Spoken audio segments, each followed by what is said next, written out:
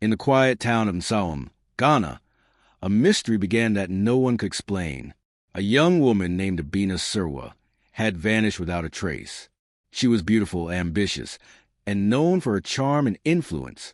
Her disappearance shook the entire town, and what was later discovered beneath the ground would change everything they thought they knew about her and about those closest to her. Abena Serwaa was 27, the daughter of a local businessman, and engaged to Kojo, a well-known youth pastor. She worked at a real estate firm in Accra, and everyone admired her seemingly perfect life. But one Thursday evening, she left the office, called her fiancé saying she was on her way home, and was never seen again. Police searched for days. There was no trace of her car, her bag, or her phone. The only strange thing, her phone line kept ringing for days, but no one ever answered. It was as if the phone itself refused to die.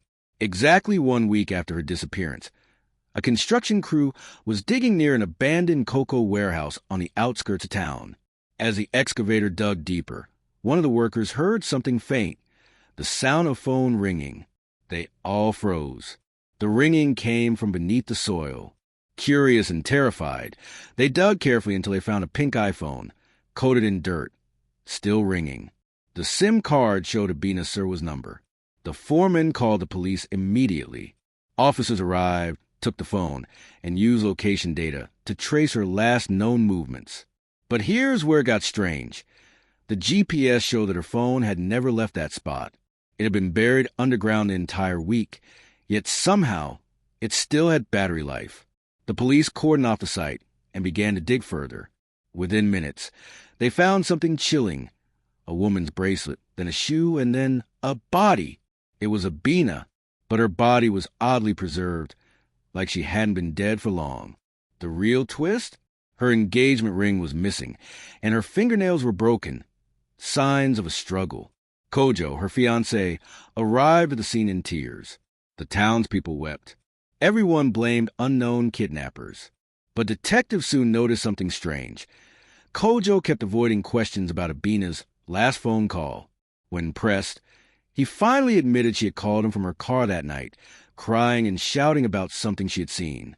She told him, "Kojo, if anything happens to me, don't trust your church elders." The line went dead right after that. The police recovered Abena's phone and checked her call logs and recordings.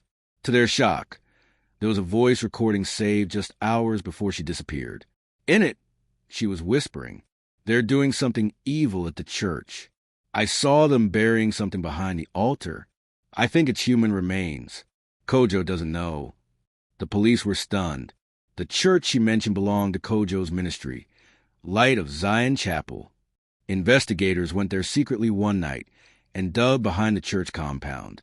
What they found confirmed Abena's fear: bones, strange dolls, black candles, and a blood-stained cloth with Kojo's name embroidered on it. The peaceful, soft-spoken pastor was suddenly the prime suspect in a dark ritual case. Kojo was arrested, but he insisted he was innocent. He claimed his church elders had framed him. Then out of nowhere, another shocking detail emerged. One of the elders, a wealthy businessman named Mr. Tay, confessed that he and Abena had been having a secret affair. He said Abena had discovered that the church was being used as a cover for money rituals and political cleansing ceremonies. When she threatened to expose them, they panicked. Mr. Tay said they planned to scare her, not kill her. They took her to the warehouse, drugged her, and buried her alive, thinking they'd return to finish the ritual later. But before they could, the police cordoned off the site. The phone kept ringing underground because she had tried calling for help as she was buried, her final act before she suffocated. The entire town turned against the church. Crowds gathered outside the gates, demanding justice. Kojo, broken and betrayed, realized the men he trusted, his own mentors, had killed the woman he loved. During interrogation, one elder tried to bribe the police to stay quiet, but it backfired. The officers secretly recorded the conversation and exposed it to the media. Soon, the scandal hit national news. Pastors and politicians in ritual murder scandal. The headline screamed. The Light of Zion Chapel was shut down, and several high-ranking figures were arrested. But one thing still haunted everyone: Abena's final message.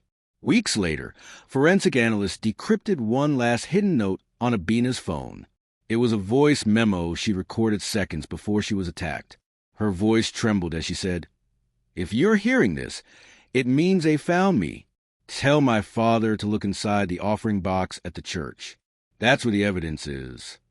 Police searched the box and found a flash drive filled with videos of secret rituals, money exchanges, and blackmail recordings. Everything was there, proof of how deep the corruption went. The discovery brought down a network of powerful men, but also left the town of Nsawam forever scarred. And to this day, people say that at midnight, if you stand near that old warehouse, you can still hear a faint ringing from